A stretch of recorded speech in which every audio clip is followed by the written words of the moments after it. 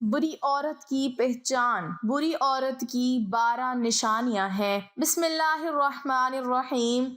दुनिया का हर इंसान लंबी जिंदगी चाहता है, मगर इसे ये एहसास नहीं है कि वो जितनी लंबी जिंदगी गुजारेगा उतना ही ज्यादा वो मुसीबतों से दो चार होगा। यही वजह है कि हबीब कायनात सल्लल्लाहु अलैहि वसल्लम ने ऐसे लोगों को बुरे लोगों में शामिल किया है जो लंबी उम्र तो पाते हैं मगर नमाज और रोजा और दीगर इबादतों से दूर रहते हैं। जैसा कि अबू बकरा रजी अल्लाह ताला अन्हु बयान करते हैं कि एक आदमी आप सल्लल्लाहु अलैहि वसल्लम के पास आया और सवाल किया कि ए अल्लाह के नबी सल्लल्लाहु अलैहि वसल्लम, लोगों में सबसे बेहतर कौन है? तो आप सल्लल्लाहु अलैहि वसल्लम ने फरमाया कि जिसकी उम्र लंबी हो और वो इंसान नेक आमाल भी बजा लाता हो। फिर उसने सवाल किया कि ए अल्लाह के नबी अकरम व मुकर्रम सल्लल्लाहु अलैहि वसल्लम, आप ये भी बता दें कि लोगों में सबसे बुरा कौन है? तो आप सल्लल्लाहु अलैहि वसल्लम ने फरमाया कि जिसकी उम्र तो लंबी हो मगर वो आमाल बुरे करता हो। नाजरीन, जैसा कि हम सब जानते हैं कि पांचों उंगलियां बराबर नहीं होती, इसी तरह सब इंसान भी एक जैसे नहीं होते। आज की ये वीडियो उन बुरी औरतों के लिए है जिनकी वजह से अच्छी औरतें भी बदनाम हो जाती हैं। 3 आदतें औरत को कब्र से सीधा जहन्नुम में लेके जाएंगी। ये 3 बुरी आदतें अल्लाह ताला को इतनी नापसंद हैं कि ये 3 आदत अपनाने वाली औरत जिस घर में भी चली जाए उस घर में रहमत के फरिश्ते नहीं आते। वो घर तबाह बर्बाद हो जाता है, उजड़ जाता है। उस घर में रहने वाला हर एक इंसान आफात, मुश्किलात, मुसीबतों की दलदल में फंस जाता है। फरमाया हर एक औरत से शादी करना मगर 3 आदतें अपनाने वाली लड़की से शादी न करना,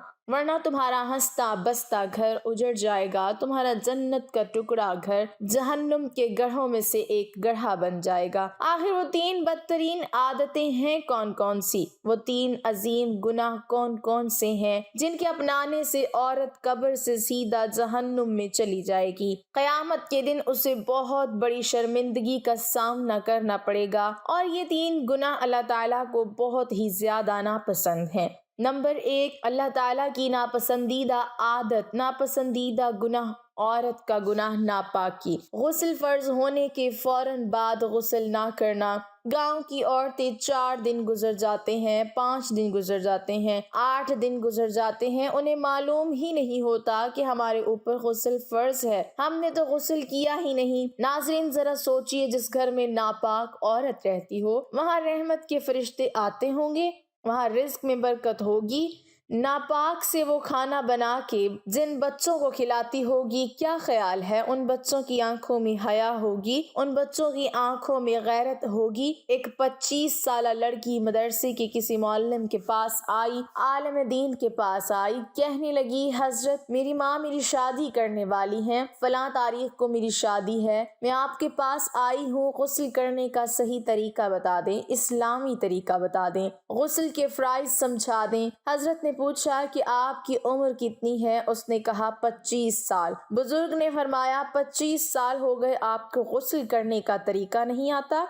लड़की ने कहा नहीं आता। बुजुर्ग कहने लगे 15 साल से आप बालिग हो गई हैं, तो 15 साल से 25 साल तक आपने कितनी तालीम हासिल कर ली? उसने कहा एमए इंग्लिश कर लिया है। बुजुर्ग कहने लगे तूने एमए इंग्लिश तो कर लिया, 10 साल तूने नापाकी में गुजारे, गुस्ल के फर्ज ना जान सकी। मुझे बताओ, जिस लड़की ने पूरे 10 साल इस तरह नापाकी में गुजार दिए, हालांकि हर माह में अय्याम के बाद गुस्ल फर्ज हो जाता है, लड़की को हर हाल में गुस्ल करना होता है और सही तरीके से गुस्ल करना होता है। मुअल्लिम ने कहा इसका मतलब 10 साल गुजर गए, आपने गुस्ल नहीं किया, 10 साल आपने नापाकी में गुजारे, आपने ABC तो पढ़ ली, एमए इंग्लिश कर लिया, काश कि तो गुस्ल के फराइज भी जान लेती। और जो औरत गुस्ल करना नहीं जानती उसे कलमे आते होंगे, जिस औरत को 6 कलमे नहीं आते, क्या ख्याल है उसे नमाज का तरीका आता होगा? जिस औरत को नमाज का तरीका नहीं आता, क्या वो नमाज पढ़ती होगी? जिसको नमाज पढ़ने का तरीका ही नहीं आता, क्या उसे अल्लाह की पहचान होगी? जो नमाज नहीं पढ़ती, जो कुरान नहीं पढ़ती, उसको अल्लाह की पहचान कैसे होगी? हरगिज उसे अल्लाह की پہچان نہیں ہوگی؟ فرمایا سب کچھ کرنا لیکن ناپاکی سے بچنا۔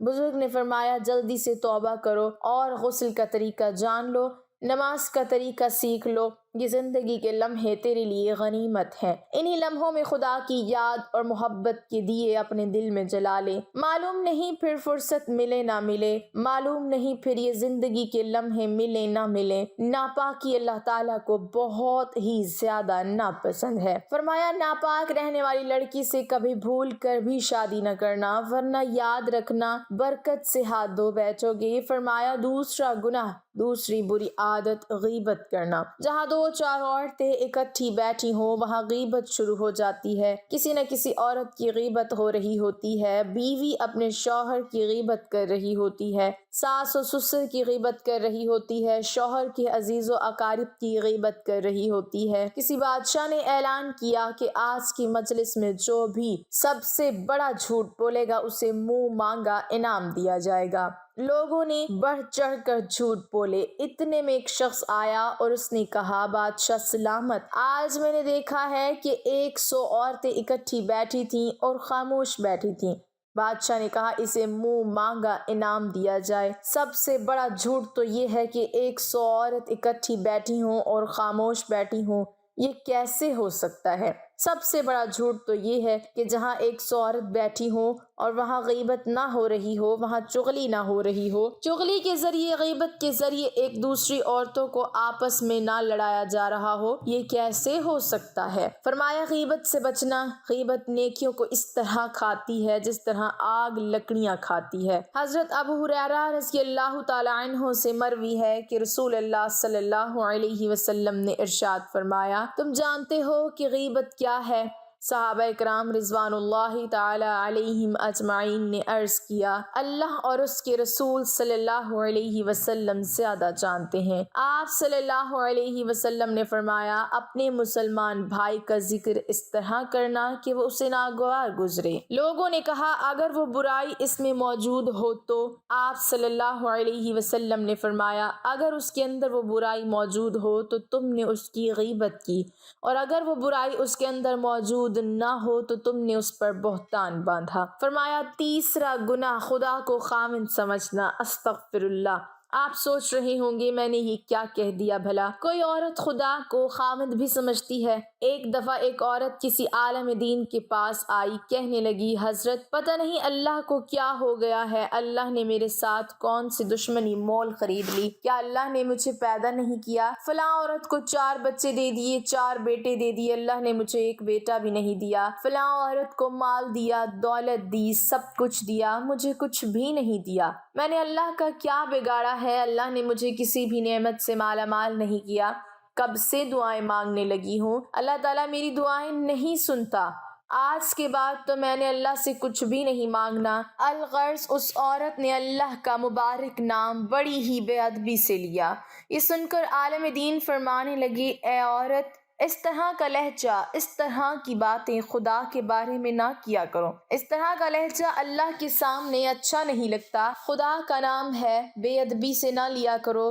خدا کو خدا سمجھو، خدا کو خامند نہ سمجھو۔ خدا کی ذات کے سامنے وہ لہجہ اختیار نہ کرو جو لہجہ اپنے شوہر کے سامنے اختیار کرتی ہو۔ تو نے مجھے وہ چیز کیوں نہیں لے کر دی، وہ چیز کیوں نہیں لے کر دی؟ فلاں کے شوہر نے اپنی بیوی کو سب کچھ لے کے دیا، تو نے میری یہ خواہش پوری نہیں کی، تو نے میری وہ خواہش پوری نہیں کی، میں تجھ سے ہرگز نہیں مانگوں گی۔ اس طرح کے بے ادب جملے، اس طرح کا بے ادب لہجہ شوہر کے سامنے تو اختیار کیا جاتا ہے، خدا کے سامنے اختیار نہیں کیا جاتا، خدا کے سامنے نہیں بولا جاتا۔ فرمایا ان 3 گناہوں سے باز آ جاؤ، ان 3 بری عادات سے باز آ جاؤ، ورنہ یاد رکھنا یہ وہ 3 خطرناک بری عادتیں ہیں جو تمہیں قبر سے سیدھا جہنم میں لے کے جائیں گی۔ گناہ سے بچنے کے لیے مضبوط ہمت اور پختہ ارادہ چاہیے۔ اس کا طریقہ یہ ہے کہ آپ نیک ماحول اور صحبت اختیار کریں، اور اگر ان گناہوں سے بچنا مشکل ہو رہا ہو تو یہ سوچیں کہ اگر اس گناہ کو کرتے وقت مجھے میرے والدین یا کوئی بھی ایسے رشتے تعلق والا شخص جس سے انسان اپنا گناہ چھپانا چاہے، مثلاً اساتذہ یا شاگرد وغیرہ، دیکھ لیں تو کیا میں ان کے سامنے یہ گناہ کر سکوں گا؟ یا میں شرمندہ ہوں گا؟ پھر یہ سوچیں کہ جب میں والدین کے سامنے گناہ سے شرماتا ہوں تو اللہ تعالیٰ جو ہر وقت مجھے دیکھ رہے ہیں، جو میرے خالق اور حقیقی محسن ہیں اور حساب و کتاب پر مکمل قادر ہیں، ان کے سامنے میں کس منہ سے حاضر ہوں گا۔ نیز یہ سوچیں کہ قیامت کے دن اگر والدین، بیوی، بچوں، بہن بھائیوں، اساتذہ، شاگرد، دوستوں اور تمام مخلوق کے سامنے بتا دیا کہ فلاں بن فلاں نے فلاں دن فلاں وقت یہ گناہ کیا ہے، تو اس وقت آدمی شرم سے پانی پانی ہو جائے گا۔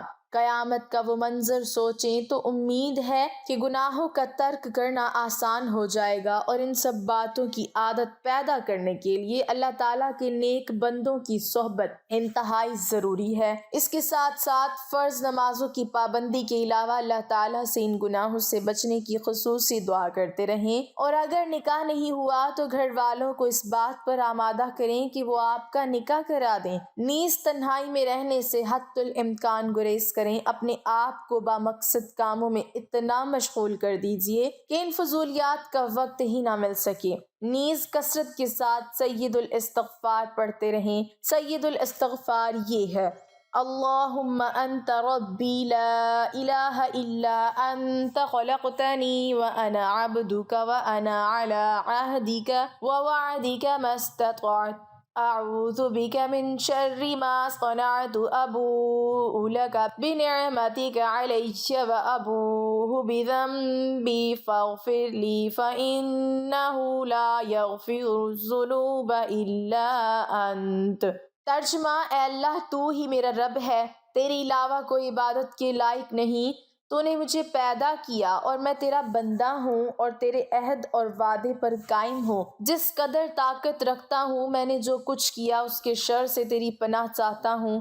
اپنے آپ پر تیری نعمت کا اقرار کرتا ہوں اور اپنے گناہوں کا اعتراف کرتا ہوں، پس مجھے بخش دے، کیونکہ تیرے علاوہ کوئی گناہوں کو نہیں بخشتا۔ ناظرین، بری عورت کی پہلی نشانی یہ ہے کہ وہ اپنے آپ کو اور اپنے جسم کو ڈھانپ کر نہیں رکھے گی۔ نمبر 2، وہ اپنے شوہر کی نافرمان ہوگی، ہر وقت اپنے شوہر سے لڑائی کرے گی، اس کی عزت نہیں کرے گی۔ نمبر 3، بہت بد زبان ہوگی، ہر وقت اس کی زبان کینچی کی طرح چلتی رہے گی۔ نمبر 4، غیر مردوں کے سامنے اپنے بالوں کی نمائش کرے گی۔ نمبر 5، اپنے آپ کو پورے خاندان میں سب سے زیادہ عقل مند سمجھتی ہوگی۔ نمبر 6، دوسرے کو بات نہ کرنے دے گی، نہ کسی کی بات سنے گی۔ نمبر 7، اس کو اپنی نیند بہت عزیز ہوگی، زیادہ وقت تک نیند کا بہانہ کر کے سوئی پڑی رہے گی۔ نمبر 8، وہ چیخ کر بلند آواز میں بولے گی اور منہ پھٹ ہوگی۔ نمبر 9، غیر مردوں کو دکھانے کے لیے باریک اور دکھاوے والے کپڑے پہنے گی۔ نمبر 10، دوسروں کے سامنے اپنے شوہر کی بہت برائی کرے گی۔ نمبر 11، اپنے شوہر کی بات کاٹ کر اپنی بات کو ترجیح دے گی۔ نمبر 12، بازاروں کے زیادہ چکر لگائے گی، ہر وقت اسے کپڑوں اور میک اپ کی فکر پڑی رہے گی۔ اللہ پاک ہمیں دین کی مکمل سمجھ نصیب فرمائے اور ان پر عمل کی توفیق عطا فرمائے، آمین۔ ناظرین، کمنٹ باکس میں اللہ تعالیٰ کے 99 ناموں میں سے ایک نام ضرور ٹائپ کریں۔